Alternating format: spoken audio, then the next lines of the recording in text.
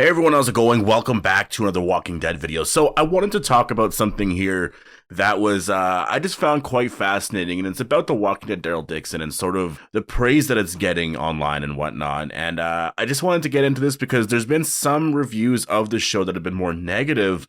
But one of the reviewers who actually reviewed it more negatively is sort of saying that maybe he judged it a little too harshly. And so I want to talk about the ratings and some of the viewership numbers and all of that online as well, because I do find it quite fascinating that things are starting to pick up for the show. Like, it's actually very weird, but the most recent episode, episode 3, was the most viewed, and actually by quite a bit. It actually picked up a lot. So I want to get into that. So before we go any further, obviously make sure to be a subscriber if you do want to get all my Walking Dead content like this. And I will be streaming some games on Twitch, so definitely go follow me on Twitch if you haven't already. My channel name is Appetite for the Dead, and yeah, I hope to see you guys there. But let's get into this here. So I was just sort of, I was debating on, getting into some of the ideas here that I do have, I guess just some videos here, but I was like, I wonder what the ratings are on Rotten Tomatoes. And so I went to actually go look at the ratings on Rotten Tomatoes, just because I was curious. I mean, I don't really look at the ratings that much, but I was just like, you know what, I'm kind of curious as to what the ratings actually are. And then I saw that I guess the rating is 90%, and that the audience score is 88%, which I was like, whoa, that's actually like insanely high. Like, that is very, very high for this show. And so I was like, this is really interesting, because for Dead City, it wasn't the same. And then I saw a review here by Forbes, and I will leave a link down below to the article. Definitely go check out the article here. But there was just something here that I kind of wanted to reference here in general anyways, which was, I guess, the audience score, and I guess the overall critic score and whatnot on Rotten Tomatoes. And I found it very interesting. So The Walking Dead season 11, and again, this is from Forbes here, but apparently the critic score was 79 and the audience score was 78.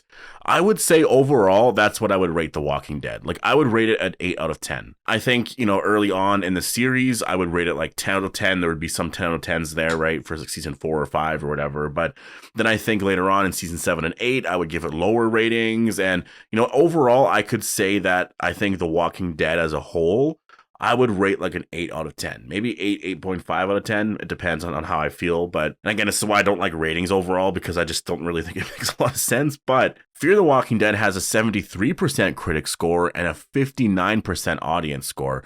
I actually personally agree more with the 59% audience score. I think 73 is a bit too high for Fear the Walking Dead, because yes, the first 3 seasons were really good, but things got really, really bad. And I think as a whole, the direction of the entire show has just been completely lost. And yeah, they're trying to fix it here in the last 6, so we'll see what they do. But I still think overall, it's hard to, I can't even imagine just watching Fear from season 1 and seeing if there's like an actual proper story from season 1 all the way to season 8. I really feel like there's not a proper story at all, but maybe I'm wrong. The Walking Dead World Beyond season 2, 46% critic score, 35% audience score. That makes a lot of sense. Tales of the Walking Dead, 74% critic score, 57% audience score. I can agree with that as well. I think that makes a lot of sense. The Walking Dead Dead City, 81% critic score, 79% audience score. And again, I can kind of agree with that as well.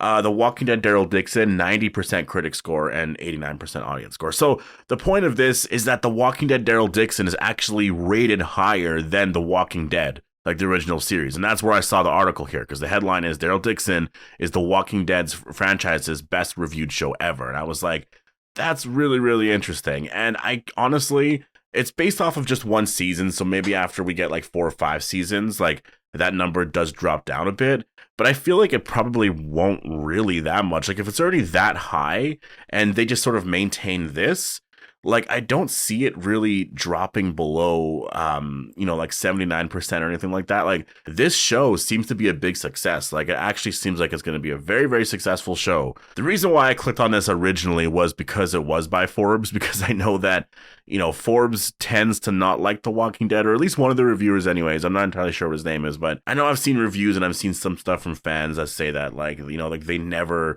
liked The Walking Dead and whatnot. And I don't know if that's true or not, but I do generally kind of see some like negative reviews by them. And so I was like, oh, this is kind of interesting. I wonder what they're saying about it. And I do remember actually covering this reviewer's review, actually. And actually what he says in this review here is that, he could have been a little bit too harsh towards The Walking Dead Daryl Dixon. And I guess it's because there's some stuff in it that, obviously does like frustrate him and all of that. And yeah, to quote, he says, "Was I wrong about Daryl Dixon?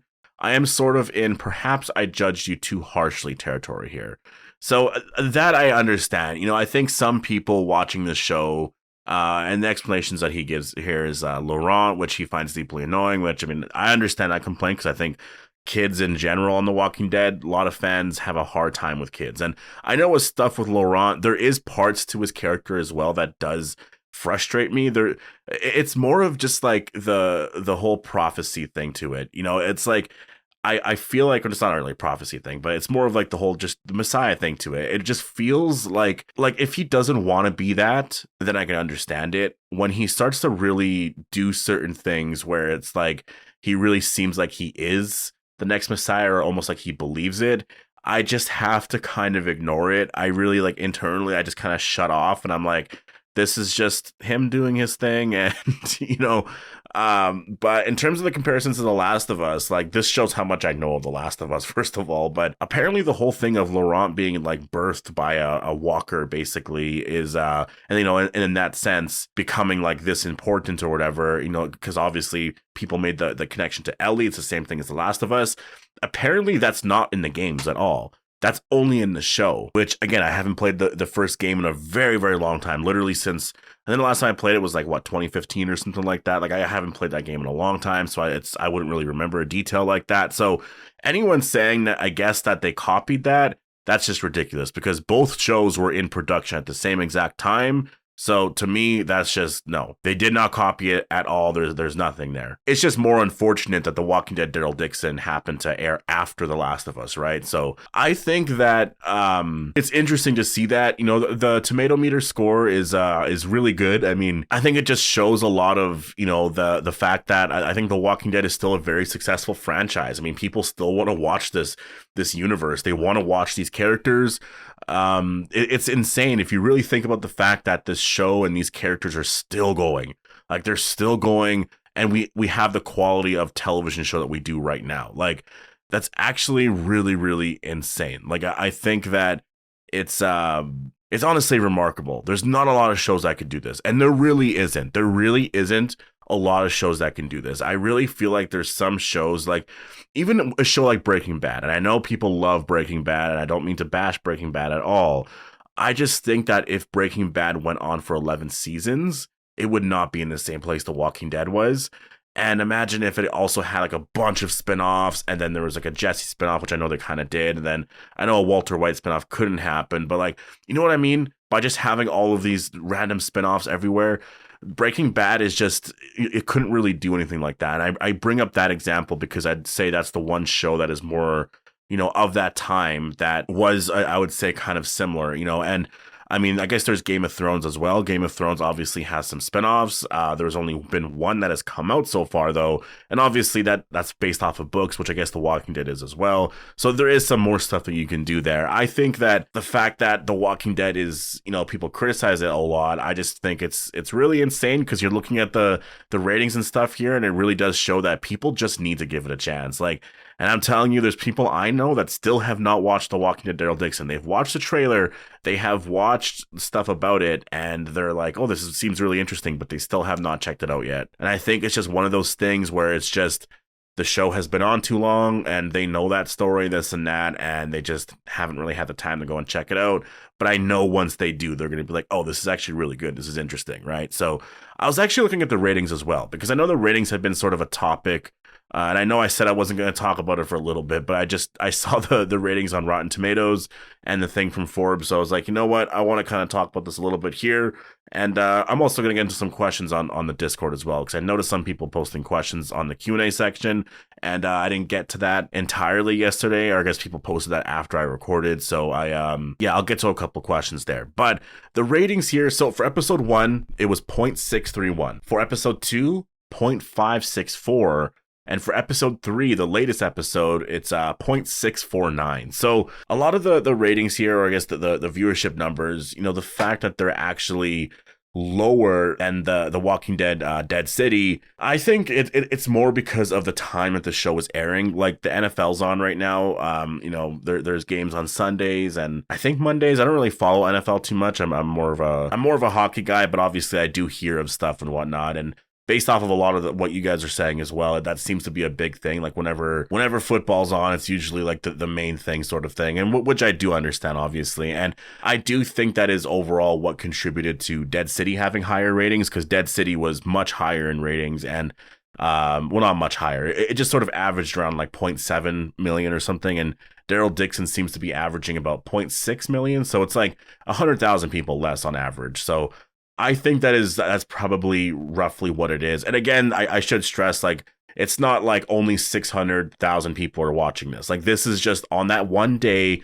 only US viewers and just on cable. So if you watch it on AMC Plus, that's not counting your view. If you don't live in the US, it's not counting your view. So it's really not counting a lot. This is just one thing. But if you do compare it to, obviously, Dead City, which I think is the only show you can really compare this to, you can't really compare it to The Walking Dead final season. Like, if I compared it to that, and I went to the episodes here, they basically average about 1.3 to 1.4 million. So basically double in viewership. But you got to remember as well, though, like, I mean, and that's kind of crazy, too. Like, the final episode here had 2.27 million. Like, that's it for the final episode ever. Like, to me, that's just really insane. But yeah, I think that overall, you know, the ratings really do not matter, like, really that much. Like, just because, and the reason why I say it doesn't matter is because we don't know AMC Plus's viewership numbers. Like I know that's in the millions for sure. Like there's a few million people watching these episodes for sure on AMC Plus. Like, I feel pretty confident saying that. Could be wrong, but I'm pretty sure, because I know they have, like,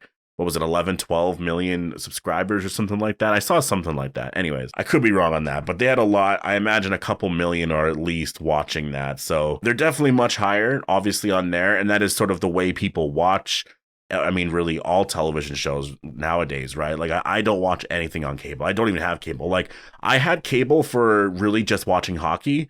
And this is the first year. I mean, I kind of did it last year a little bit where I just had a streaming service. But this year, I just decided, you know what, I'm going just full straight streaming service. I got rid of cable because I did get rid of it early this year.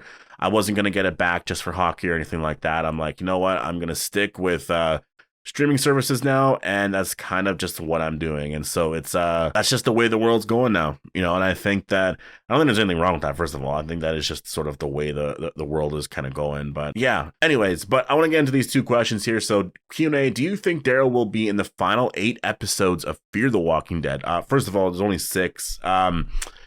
I don't think Daryl will be in the final 6 episodes of Fear the Walking Dead. I think Fear the Walking Dead is doing its own thing.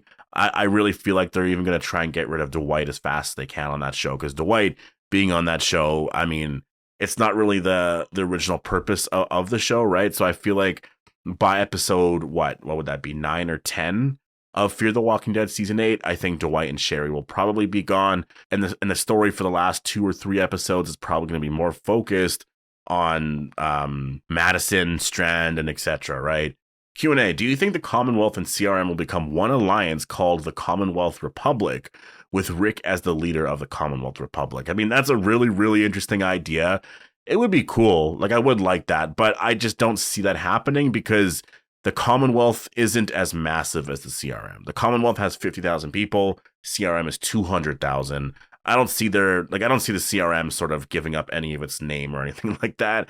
I think the Commonwealth would just join the Civic Republic, and that would just kind of be that. So I don't really see them becoming, like, I could see them being like allied. I think they probably already are allied. Like, I do think they do have some agreements and all of that. I do think Lance was hinting at that in the final season. Like, there's nothing else that could mean. When you look back at the final season, like, what else was Lance referring to, right? Like, there was a lot of stuff mentioned there that I'm like, you didn't even get into it. Like, you hinted at stuff, but you didn't even get into it. So I do think that is related there. But yeah, I don't think they would change their name just because the Civic Republic is just way more powerful. But anyways, thank you so much for posting all of your questions. Definitely make sure to be a subscriber if you want to get all my Walking Dead content like this, and I'll see you guys in the next one.